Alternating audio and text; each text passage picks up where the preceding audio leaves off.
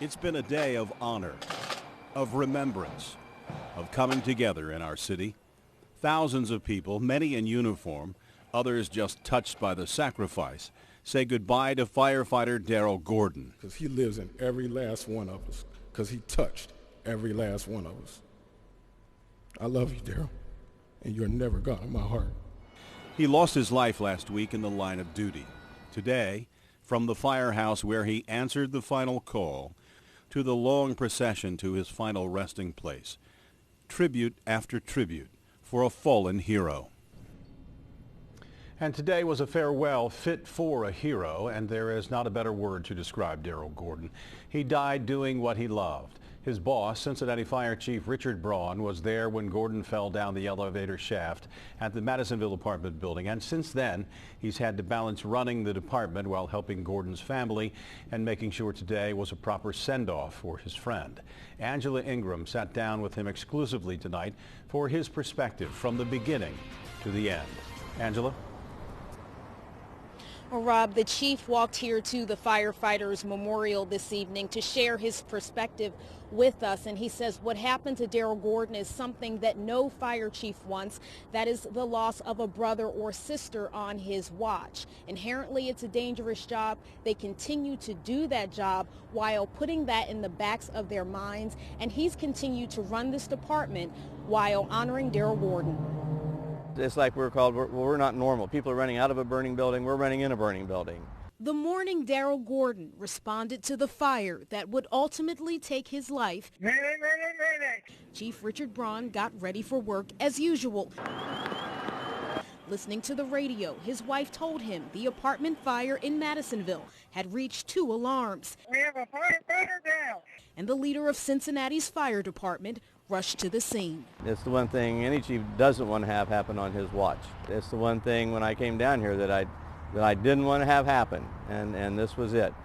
And it just tears at your heart. It's a large department. Still, Braun knew Gordon personally, and he says Gordon took every bit of knowledge he had and shared it. I would come down to get in my car, and he'd be sitting on a 5-gallon bucket training people. And he would look up, and he just have mischief in his eyes. You could just see it. And I always had a big smile, and he would tell me, we got to teach him, Chief, we got to teach him. The department had to continue serving the public despite the loss of a brother. All the while, funeral arrangements and memorials honoring Gordon were planned.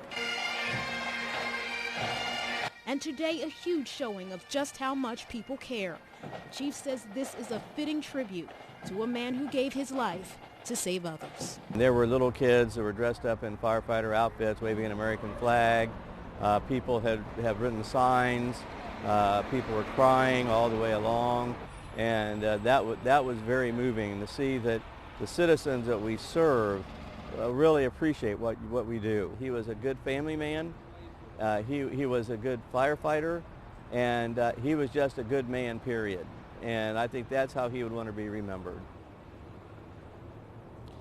Firefighters from other departments filled in for Cincinnati first responders so that Cincinnati firefighters could attend Gordon's funeral. Tomorrow they will be back on the job with Daryl Gordon in their hearts and on their minds. Reporting live, Angela Ingram, Local 12 News. Rob, back to you. Angela, the chief did a good job today taking care of the Gordon family and also taking care of the city at the very same time, I think.